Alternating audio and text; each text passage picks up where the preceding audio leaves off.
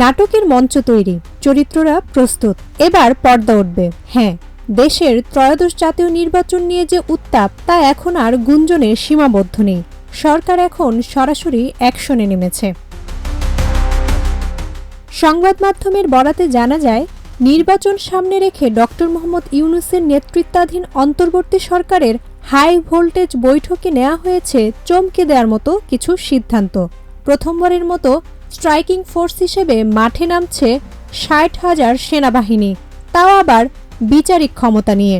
আর শুধু তাই নয়, আগামী সেপ্টেম্বর থেকে নভেম্বর পর্যন্ত ১.৫ লাখ পুলিশ সদস্য পাচ্ছেন নির্বাচনী প্রশিক্ষণ।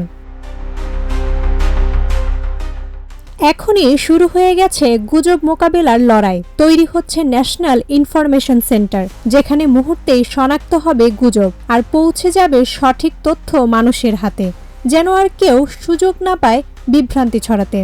রাষ্ট্রীয় অতিথি ভবন যমুনায় অনুষ্ঠিত ওই বৈঠকে উপস্থিত ছিলেন স্বরাষ্ট্র উপদেষ্টা, আইজিপি, সেনা কর্মকর্তা সহ সরকার ও প্রশাসনের টপ লেভেল ব্যক্তিরা। আর একটা চমক, নির্বাচনের আগে প্রশাসনিক রদবদল আসছে, তবে সেটা হবে পছন্দসই জায়গাগুলোতে। যেখানে উত্তেজনা, যেখানে হটস্পট, সেখানেই বিশেষ নজর। এদিকে যুক্তরাষ্ট্র এবার চোখ রাখছে এই নির্বাচনের দিকে। মার্কিন চার্জ দ্য অ্যাফেয়ার্সের সঙ্গে বৈঠকে ডক্টর ইউনূস জানিয়ে দিয়েছেন, সন্ত্রাস নিয়ে সরকারের অবস্থান একটাই, জিরো টলারেন্স। গত বছর ৫ আগস্ট ছাত্র জনতার অভ্যুত্থানে শেখ হাসিনা সরকারের পতনের পর থেকে অপেক্ষা চলছে নতুন পথ চলার। আর এবার সেই প্রতীক্ষিত ভোটের দিন ফেব্রুয়ারির প্রথমার্ধে হতে যাচ্ছে বলে আভাস মিলেছে প্রধান উপদেষ্টার সাম্প্রতিক বৈঠকগুলো থেকে। তাহলে এবার নতুন বাংলাদেশের নেতৃত্বে আসবে কে?